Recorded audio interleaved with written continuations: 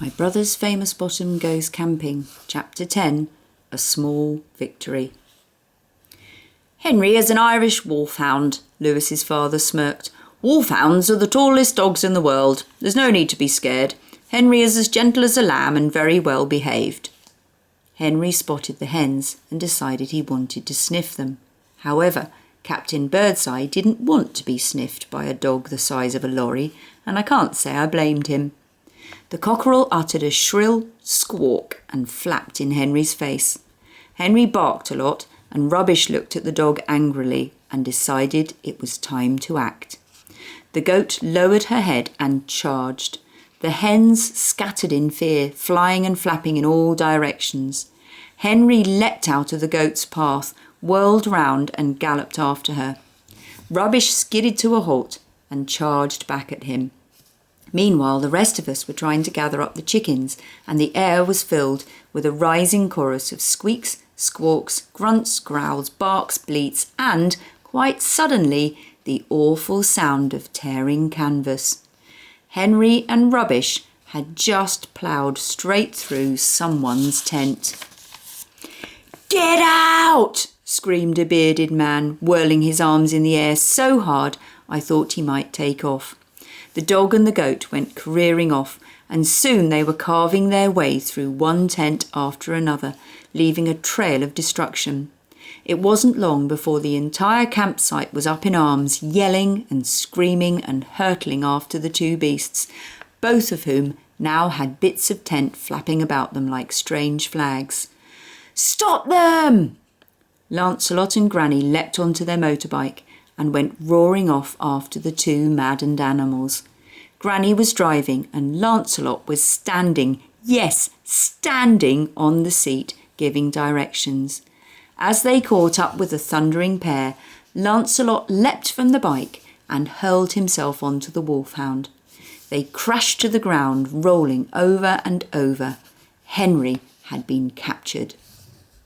Rubbish skidded to a halt and turned to see what had happened. A crowd gathered round and began to press in. She looked at them nervously and kept lowering her head as if she was going to charge. I seized the moment and grabbed someone's washing-up bowl. I crawled between everyone's legs until I came out into the little circle where the goat was now standing. Rubbish had managed to spear a large section of tent with one of her horns, and she had someone's shopping bag draped over the other. "It's okay, Rubbish," I said quietly. "You watch out, Sonny," growled Lewis's father. "That goat's a killer." Someone in the crowd suggested she should be shot. "Don't listen to them, Rubbish. Everything's all right." By this time I was right next to her. I scratched her between the ears. She likes that. She closed her eyes several times. She has such amazing long eyelashes. You should see them. I patted her back gently, slipped the basin between her legs, squatted down and began milking her.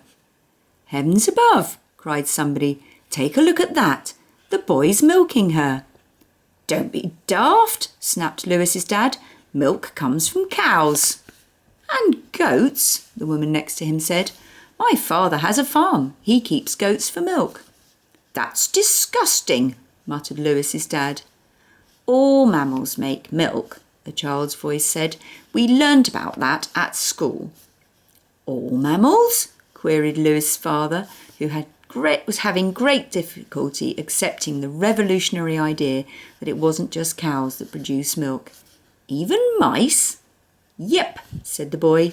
"Elephants? Ha! I bet elephants don't make milk."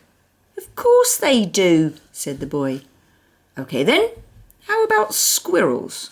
"Yep." Lewis's dad's shoulders slumped and he shook his head in disbelief. Gradually the crowd moved away, all except for the people whose tents had been ripped apart. They wanted to know what the campsite owner was going to do about all the damage.